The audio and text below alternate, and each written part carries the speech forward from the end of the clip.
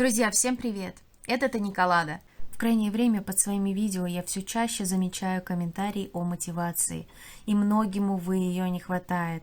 Именно поэтому сегодняшнее видео я хочу посвятить данной теме.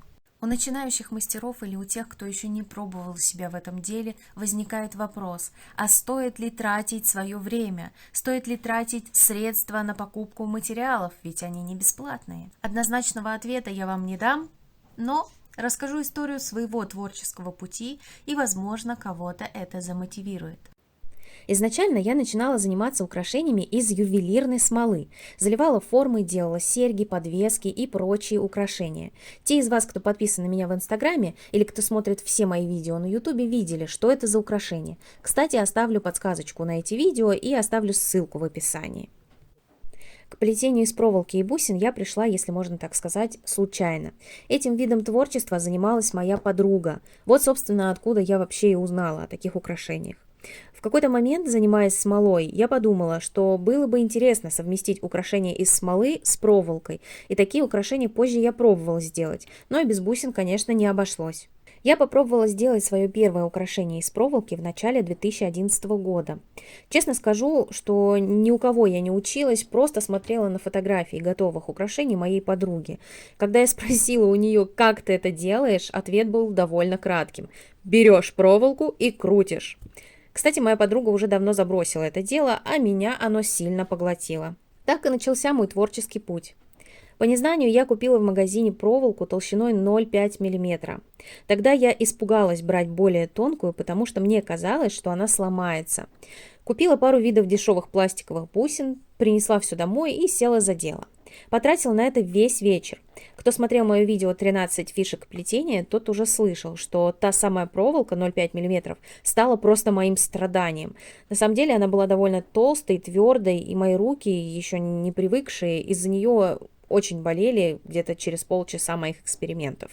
Но это меня не остановило. У меня, кстати, сохранилось фото моей первой работы, и, собственно, ее я и хочу показать тем, кто не уверен в своих силах.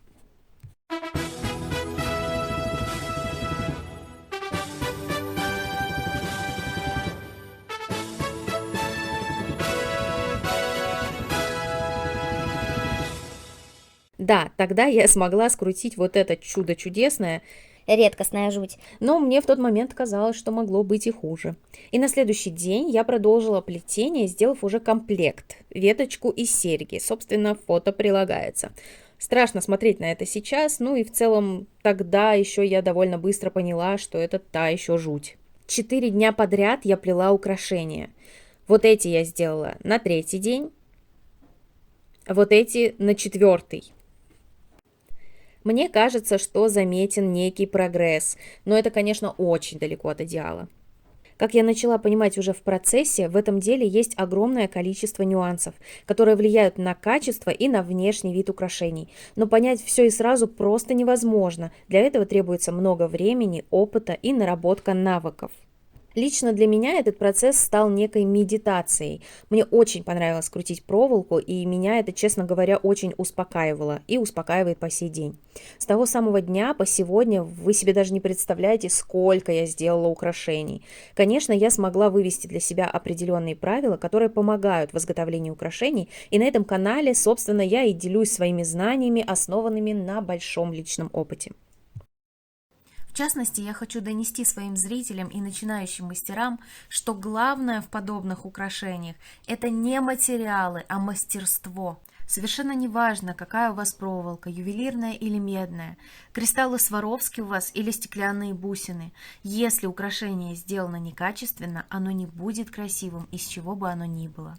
Именно поэтому я всегда говорю в своих видео, что главное в плетеных украшениях – это аккуратность, подразумевая в первую очередь аккуратное, ровное и красивое скручивание проволоки, а затем уже направление элементов.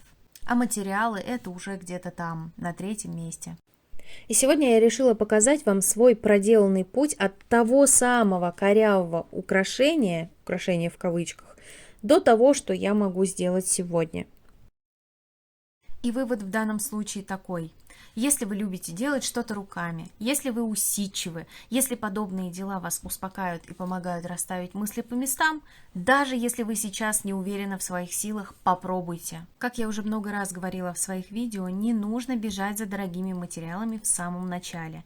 Для своего первого украшения я купила проволоку за 60 рублей и 2 пакетика пластиковых бусин рублей за 100.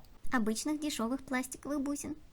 Да, и именно с этого начался мой творческий путь. Даже если вам не понравится этим заниматься, будете ли вы жалеть о потраченных 200 рублей? Кстати говоря, вы можете купить бусины одного вида, одного цвета, и этого точно вам будет вполне достаточно.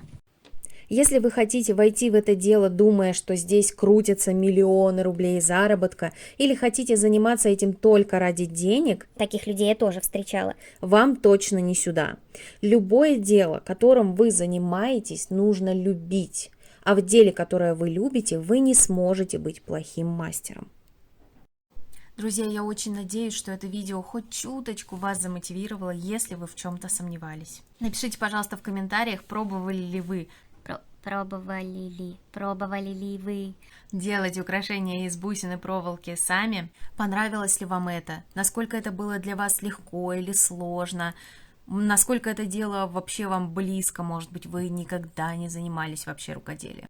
Будет здорово почитать ваши комментарии, и я думаю, это интересно не только мне, но и тем, кто все еще сомневается. Спасибо за просмотр.